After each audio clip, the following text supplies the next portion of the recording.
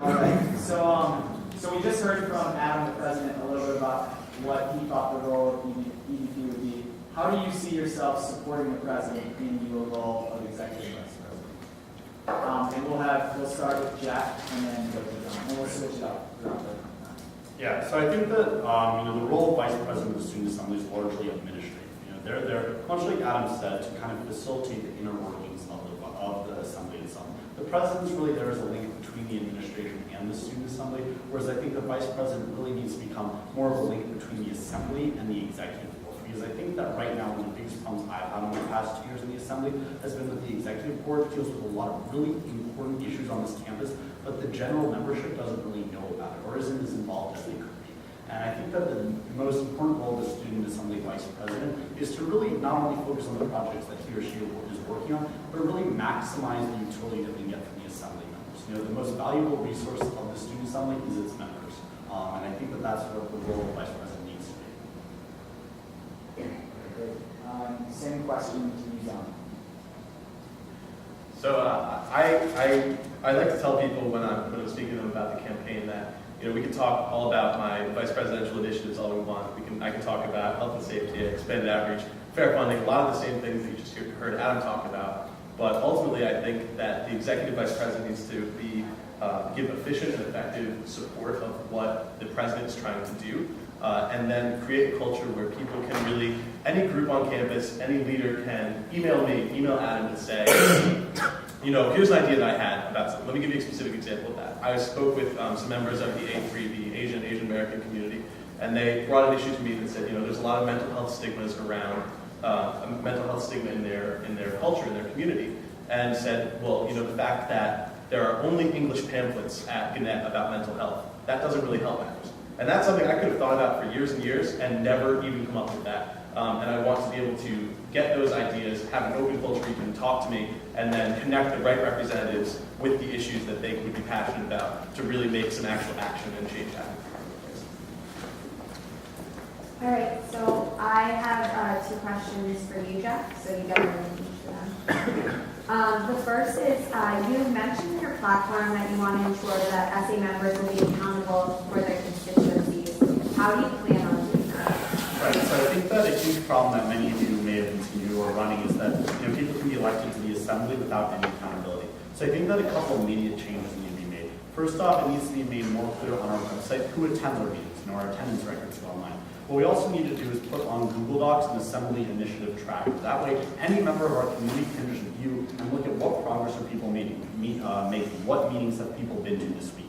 Those are really simple solutions that I would implement very quickly. I think on a more long-term basis, what we need to do is strengthen the mentoring program that happens right now. Right now in the student assembly, you're assigned a mentor when you come on as your first year. But it's really something that helps you with the first meeting and isn't really further. And what I want to do is foster that and really increase the prominence of this, because I think that the older assembly members, those who have been on for many years, know a lot more about the workings of student governance on campus. And so I think that we need to do a better job of transitioning the information from them to the assembly members.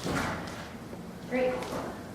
So following up on that, what actions have you taken? This is again taken from your campaign statement. What actions have you taken to ensure that clubs are funded fairly? Since you also mentioned that as one of your. Yeah, definitely. So I think that one great example is before Odyssey came, before the student assembly, the appropriations committee cut their funding, basically saying that they weren't something that represented a desire for the whole school. And I was very adamant against that, mainly because I saw it as a successful program and it could use the money. At the same time, I've been very active in my talk of specific things that I think are a waste of money, things like CUT that has large surpluses every year. Just I think in the actions that I've taken in speaking with groups and talking about them and my voting record. I don't think I've done, structurally those are things that I would want to do next year. Thank you, Jeff. Now we have 2 questions for John Mueller. So you mentioned in your platform online that you plan on upholding President Skorton's diversity plan. How do you plan on doing that? So for those of you that didn't see what President Skorton wrote, it was pretty much a statement, reaffirmation of Cornell's commitment to diversity, including wanting to hire more diverse faculty, making sure that we employ veterans. A lot of and making sure that every member of our community has success.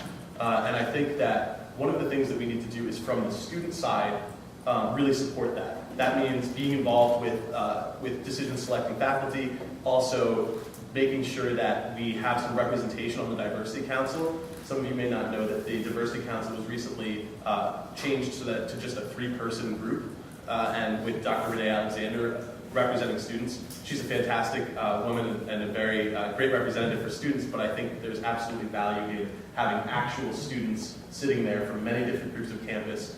In her own words, we can't just stick to our own group. We have to build the bridges to strengthen our community and not just shut ourselves off. And it's an inclusive effort. One more question, actually. Can you elaborate on your commitment to student health and safety? Sure.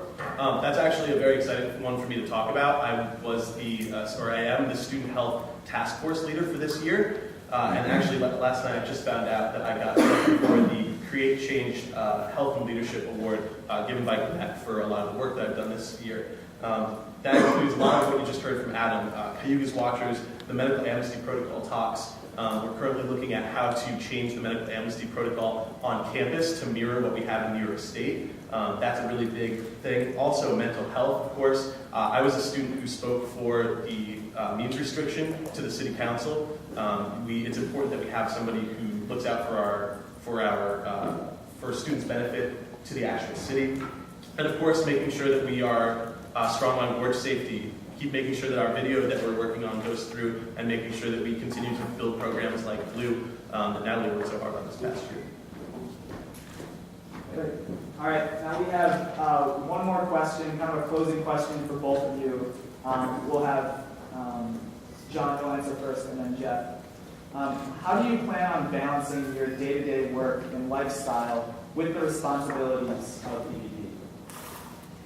I like to joke that that class is just something I do between meetings, and that's because I really do firmly believe that the things that I'm doing outside of the classroom are just as important to my enrichment, to my academic experience, as the things that I am actually doing in the classroom.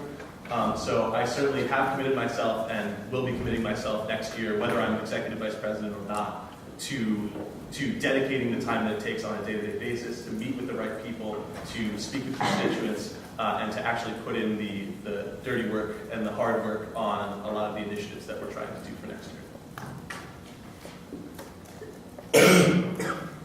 Yeah, and I think that similar to what John said, I don't think that either one of us is ever going to have a commitment problem. I think it's important to keep in mind that the vice president, one of the big tasks that they need to understand is what's going on the campus as a whole. And so I think that my involvement in other things, my involvement as a Navy ROTC midshipman, president of Homecoming Student Committee, being involved in a lot of different clubs on campus, that's actually a strength, and I think it helps me in my role as vice president. I don't think that you'd have a strong vice president if they were only involved in the student assembly. We need people who reach out to groups, understand what's going on in different communities, and be able to kind of bring all those different understandings together to really understand what's going on academically as a whole.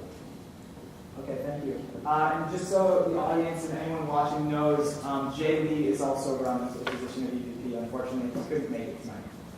But thank you guys. Let's have a round of applause for our